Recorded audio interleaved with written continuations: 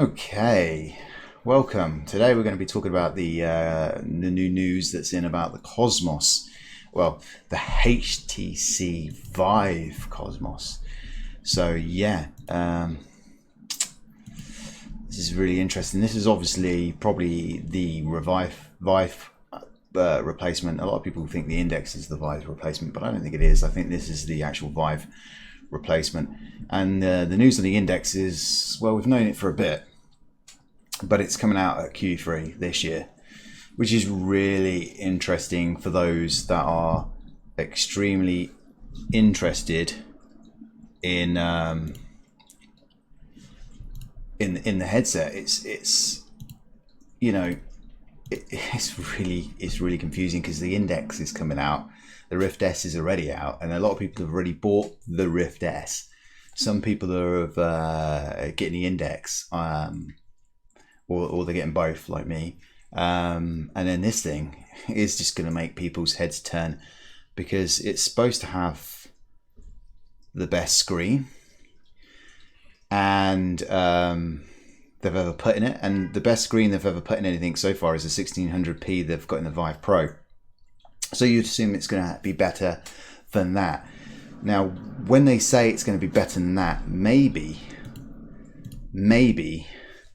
it'll be 2160p per eye, like the HB Reverb, which would be absolutely amazing if it was, and if it was LCD, or but they might go OLED. Who knows? Because even though this is actually tethered, everyone thought it was going to be standalone because they kept going on about CES. They kept going on about Snapdragon 855, but I think it's some way that you can tether it to your phone to make it run on that somehow.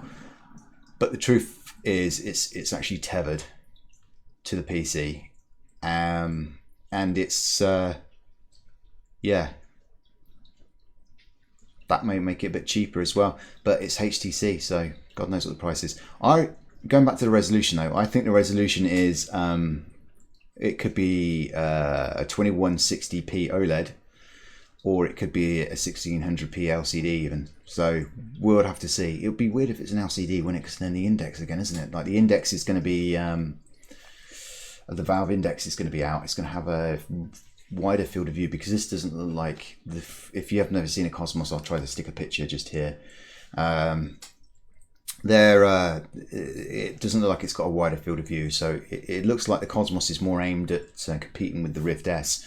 But because it's HTC, it's not going to be priced like the Rift S, because obviously the Rift can sell pretty much at cost, and they get commission for every game they sell on the store, and it's the same with the Valve Index now. You know, Steam can sell that thing probably cheap because they will get a little bit of money from every single game that sells on Steam. Where the Cosmos HTC won't get that money, so they have to make a profit on every headset they sell. So that means the price has to be higher. And in this particular case, I think that will put it at the price of £400 or $400 or 500 euros or whatever it would be. Now, I wouldn't be surprised if the Cosmos is about £800, $800 and about 900 euros. That's my guess. It could be even more. I don't think it'd be lower than that. If it's lower than that, I will be shocked. It is inside-out tracking by the looks of it.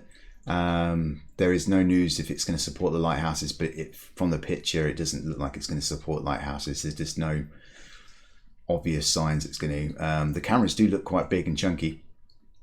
Hopefully there's some macro ones in there, so when controllers too close, they don't lose tracking like they do on every other inside-out tracking. Hopefully they've improved on the inside-out tracking, because there's tons of improvement that can happen on inside tracking. Eventually, inside tracking could rule the world, because it is a good concept. It really is easy to use, and it's absolutely amazing and simplistic. But it's still got a way to go to be perfect, and the Cosmos has the opportunity to capitalize on that and become better than all others by capitalizing on that. The controllers, as you've seen, they look like the touch controllers a little bit. and they look more ergonomic, and they look really cool as well. They got this cool kind of light pattern on there as well. Also got the Vive written on it. I think this is a huge step up from the ones. I don't think a lot of people like the ones. There's probably a certain amount of people that like the ones, which is very small. And then there's another certain amount of people that are such big fanboys that they will say they like the ones when they don't like the ones. And then there's the ones that don't like the ones. And the ones, when the ones first come out, they were amazing because they were the best hand-present controllers, touch controllers, realistically, you know, in the business, until the touch controllers come out, and then you know, you had ergonomics and a better controller, and also you had, you know, the ability to point and put your thumb up. This controller looks like it's more ergonomic. It looks like it's better than the one controllers, in my opinion. And I don't know if you can point your finger or put your thumb up on it. I've never read anywhere about that. Hopefully you can. Hopefully it's just like the touch controllers. I don't know if you get to put battery in it, but knowing HTC and how the Vive's gone lately, it's probably rechargeable. So maybe not. It's. I'm quite hyped for this, if I'm going to be honest. I know it's HTC, but I think this is actually a better looking headset than the Vive was and the Vive Pro. It's similar. I don't still like the colour blue very much, but I do love the headband. I do. I'm a fan of the Halo. You know, I think the Rift S and the PlayStation VR Halo has been the comfortable designs in the game. I know it's got the Mantis on it, but this is a very comfortable design for me, and I think for a lot of people, and for some people it's just not, sadly. It's a shame they still haven't got to the place yet where we can interchange headbands, because it seems like, you know, not every head's the same. So having free, very cheap designs to clip on would be probably very good. Well, not cheap designs. They don't have to be cheap, do they? I mean, they're a headband. How much can a headband cost? Surely not that much, right?